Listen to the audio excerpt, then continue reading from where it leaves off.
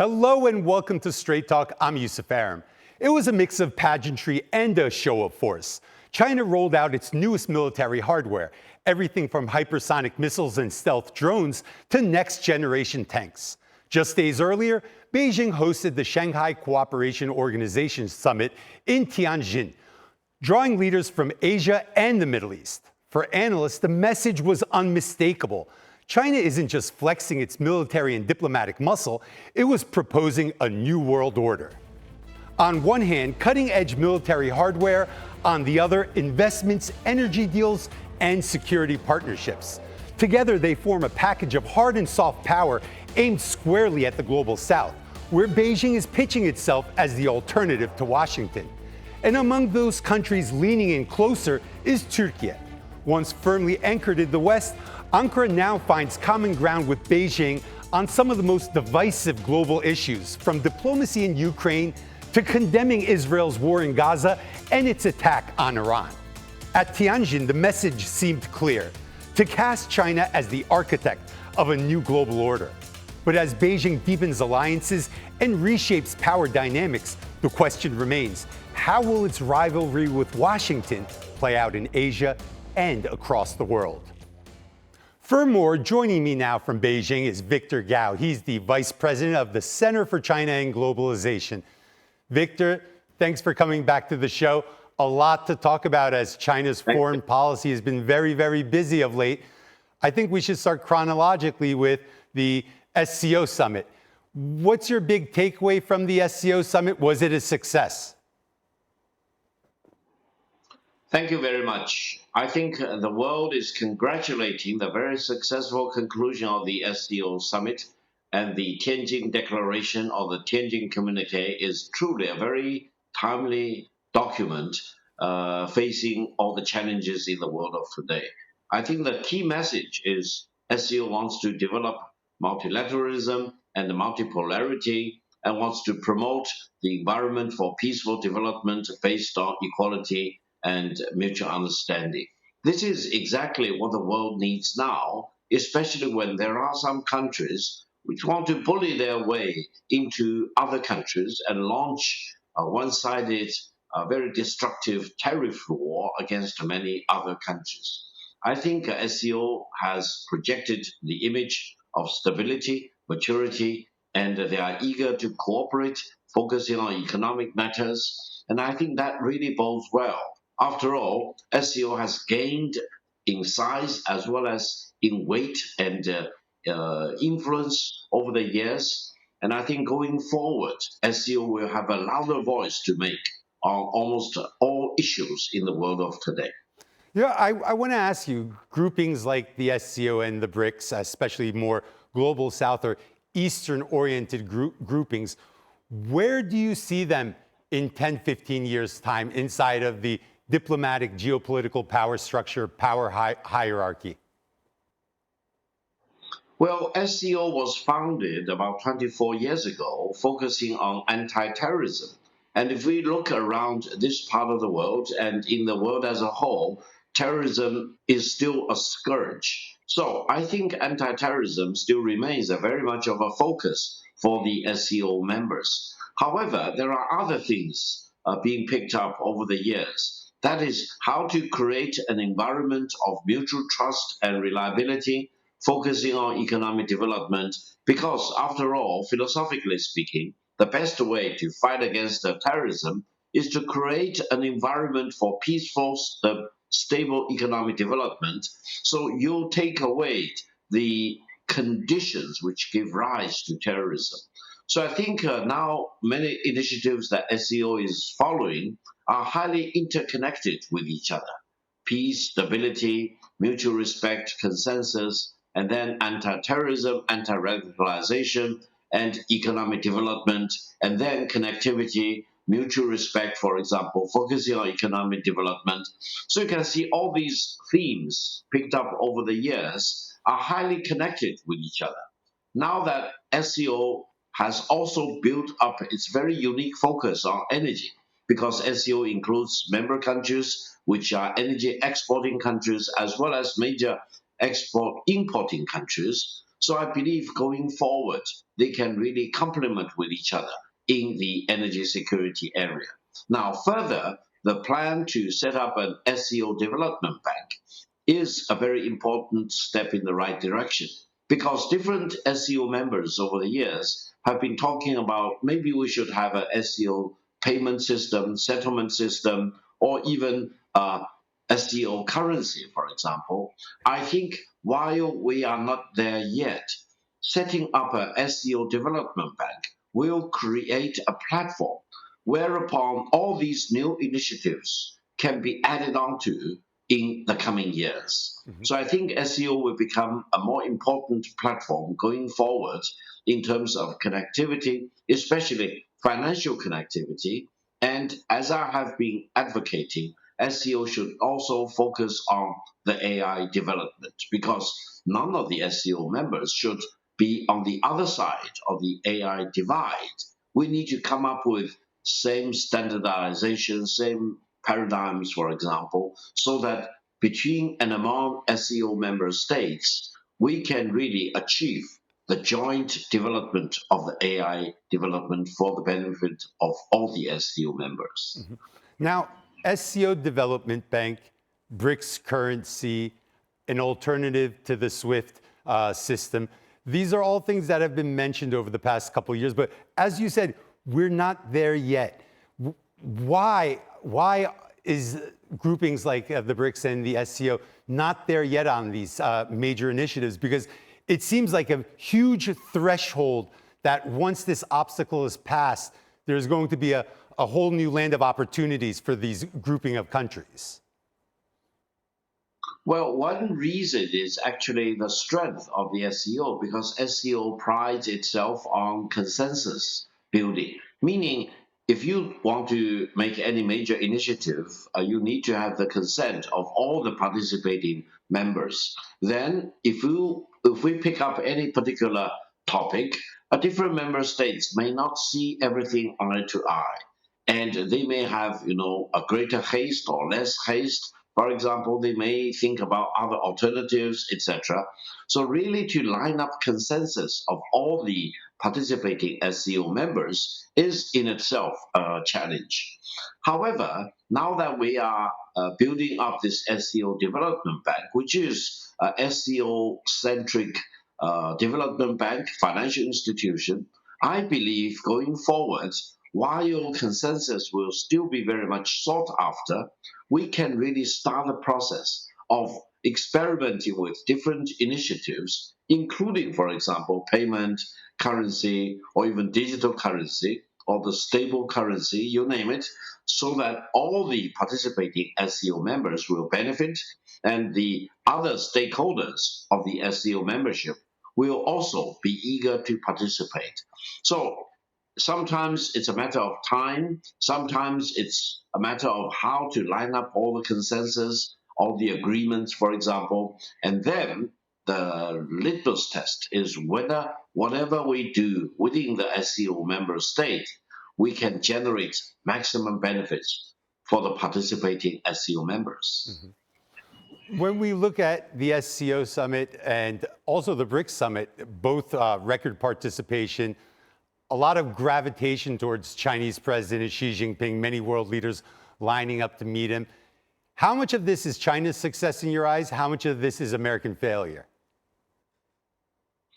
I think if SEO has any success, it's a success of all the participating countries, participating members. For this SEO summit, more than 20 countries, including their presidents and prime ministers, attended this very important and I think the largest scale and the most important SEO summit since its founding. Now, whether the success of the SEO, as well as all the participating members, means a failure for the United States, well, I'm not pretty sure. I think SEO itself is not against the United States or against Europe. It is really very much open ended. It is a kind of club.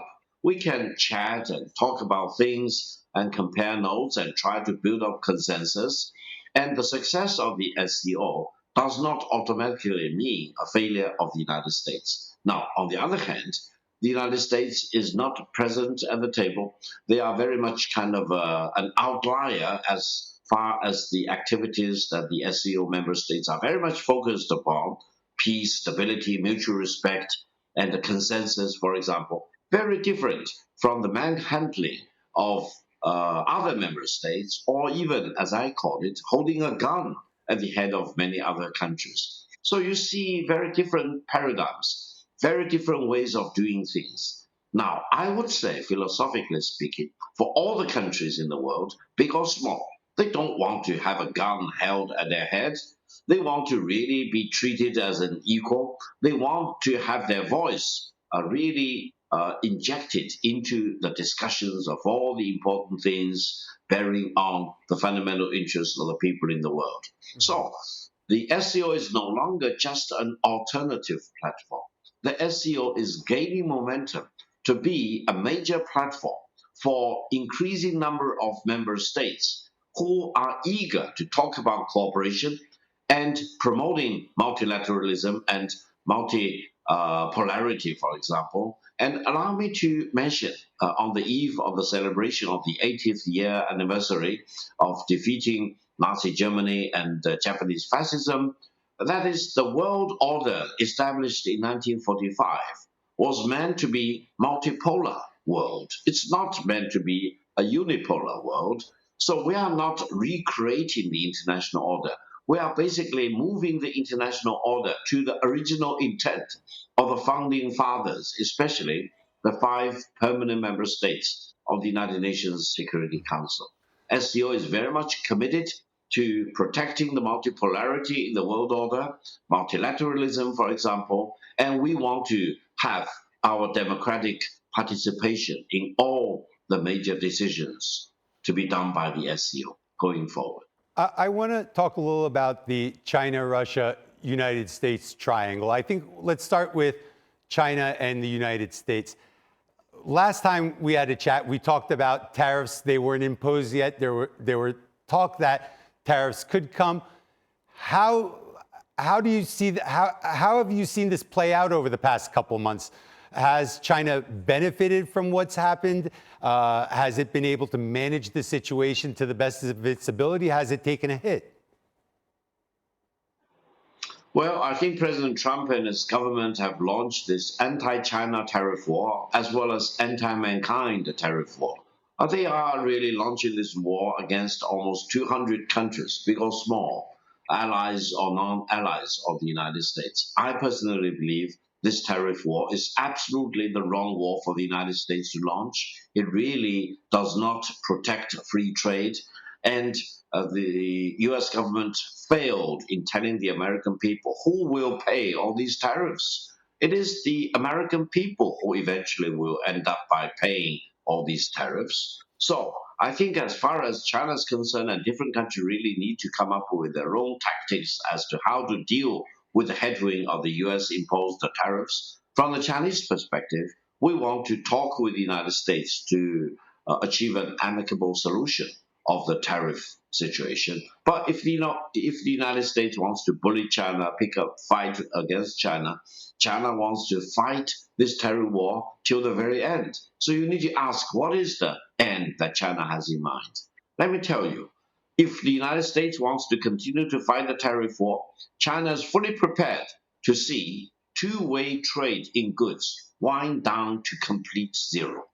Meaning, if the United States does not want to have China exporting goods to the United States, there will be no more market for the US products to be sold to the China market. And then that includes all the rare earth products, for example, that the United States cannot operate without having these rare earths, especially for their national defense industry. So I hope ever since April the 2nd, the US government, the Secretary of Treasury, the trade representative, President Trump himself, etc., probably gradually know what exactly is the bottom line of the Chinese position. So, Victor, I mean, that scenario sounds like a lose-lose, not only for the US and China, but basically everyone, because that's going to mean a lot more inflation. But I want to continue on with the US-Russia relationship, especially the Alaska meeting. What was the viewpoint from Beijing seeing Trump and Putin together? Well, first of all, I think the US position vis-a-vis Russia has made a complete turnaround from the Biden administration for 4 years and to President Trump 2.0. It's completely different. Now, whether it is philosophically has to be different, whether President Trump has used his personality to make the fundamental change, that's another issue. But I would say US today is dealing with the United States, with Russia, completely different from the United States under President Biden. Now, whether this is for the good or for the bad, that's another question we need to figure out. From the Chinese perspective, China's position vis-a-vis Russia has remained constant. And with regard to the war in Ukraine, China has remained constant because China has been calling for the end of the war from day one when the war broke out. And China wants to see cooperation between the United States and Russia. China does not want to see escalation of tensions between Russia and the United States. Part of the reason is that the United States and Russia are the two largest nuclear weapon states. If they come to blow with each other and go up to the level of using nuclear warheads, that probably will be Armageddon for mankind. So, purely from the Chinese perspective, we do not want to see Cold War between Russia and the United States as demonstrated under the Biden administration. We actually are very appreciative of the rapprochement and the warming up of relations between President Trump on the one hand, on behalf of the United States, and President Putin on behalf of Russia. Now, how far they can go, whether President Trump will change his position on a daily basis, for example, that's really not assured. I think the greatest predictability in the world of today is the unpredictability of President Trump. And the greatest reliability in the world of today is the unreliability of President Trump and his government. So I think we need to be prepared for completely different scenarios because of a policy decision by Washington. Mm-hmm. And last but not least, the meeting between Russian President Vladimir Putin and Xi Jinping. How did you view that meeting? How are you viewing Russia-China relationship under the changing dynamic of Trump and his approach to the war in Ukraine? Allow me to make several important points. One is that ever since 1991, when Russia emerged from the disintegration of the former Soviet Union, China and Russia have treated each other as equal, showing respect for each other. And the long border, more than 4,300-kilometer long border between China and Russia since 1991, has remained unarmed. It's a peaceful border, and people-to-people exchanges across the border take place very, very frequently. And the Chinese economy, which is about 10 times as big as the Russian economy, and the Russian economy are highly complementary with each other. We trade tremendous amount between China and Russia. And especially in the energy sector, China does need the oil and the natural gas produced in great abundance in Russia. So I think China does not have an axe to grind. China wants to promote peaceful exchange of goods, services, ideas, people-to-people exchanges between China and Russia. And China wants to do the right thing in calling for an end to the Ukrainian war. And I personally believe, there will be no lasting peace in Europe by excluding Russia. Russia is not to be excluded. And there will be no lasting peace in Eurasia if someone wants to exclude Russia. You cannot have lasting peace for Eurasia. And more importantly, there will be no lasting peace in the world by excluding Russia. Russia needs to be engaged and fully engaged for whatever purposes. And whether you like Russia or not, that's not directly relevant. Russia is an important factor in the world of today, especially in nuclear weapons, especially as a military power, for example. And anyone trying to dismiss Russia, to write off Russia, will do so only at his or her own peril. China holds Russia in great respect, and we want to promote very normal, mutually constructive relations between China and Russia. And we hope all the other countries will do the same. It is encouraging to see that President Trump and his government are more and more inclined towards treating Russia as a normal country rather than as a rogue country that many European countries still refuse to give up. Now, aside from Xi Jinping, Putin, and Modi, which garnered a lot of the media's interest, Turkish President Recep Tayyip Erdogan, also in Tianjin, and everything he was doing was closely followed as well. Now, I've lived in China for a couple of years back in the 2010s and been following the Türkiye-China relationship at least for more than a decade. And it's been getting gradually better, gradually closer. But it kind of seems like right now it's on an inevitable momentum or trend towards having to get better because of the dynamics. Do you agree with that? And what would be the major milestones in that relationship that you're looking forward to seeing? Well, you're right. I agree that at the SCO summit, Chinese President Xi Jinping, who is the host, really played a very important, pivotal role. President Putin of Russia was also very prominent. Prime Minister Modi of India also attracted a lot of attention. However, allow me to mention the success of the SCO summit really is a collective success of all the participating countries, including, for example, Pakistan, including Turkey. Your great leader is highly respected in China, and I think he really generated a big impact. And the fact that Turkey, being a NATO member state, is also very much involved in SCO proceedings, etc., really means a lot. That means SCO is not ideologically based. It is not try to cultivate some relations with some countries and try to turn other countries into the opposing blocs. No, SCO is very much open-ended, and I think the courage and the wisdom and the vision demonstrated by Turkey in embracing SCO really means a lot. It speaks eloquently about the courage and the vision and the wisdom of Turkey as a nation and the leadership of Turkey.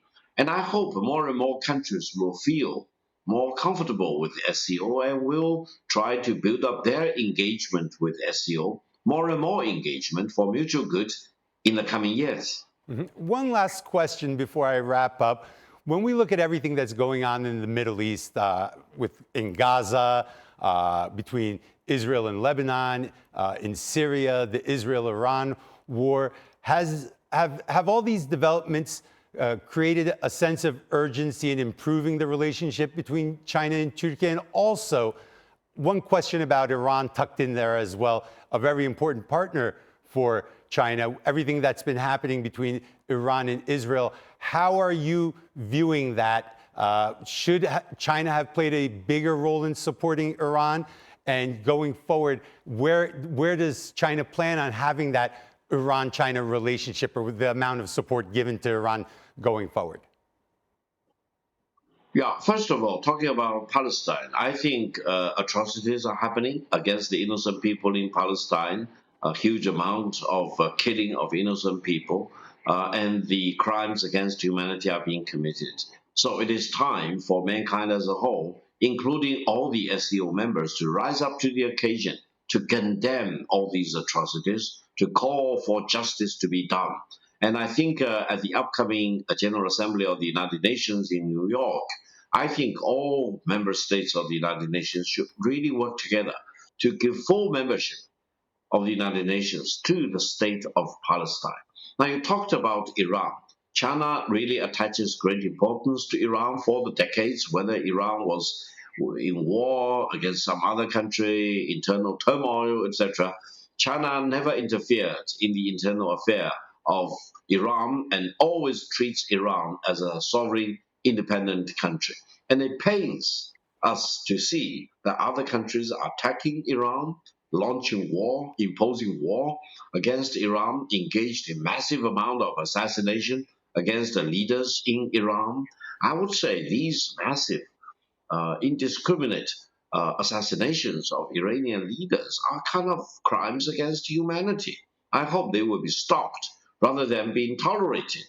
And from the Chinese perspective, China wants to see Iran and its sovereignty and territorial integrity fully protected, and Iran will be treated as a normal country and will not fear about wars or aggression being imposed on Iran by any country in the world. Victor, always a pleasure having you on the show. Thanks for sharing your insight. And that's all for this edition of Straight Talk with me, Yusuf Aram. If you got any comments, please share them with us on X at Straight Talk TRT. Also, don't forget to subscribe to our YouTube channel where you can find more exclusive content. Until next time, take care and goodbye.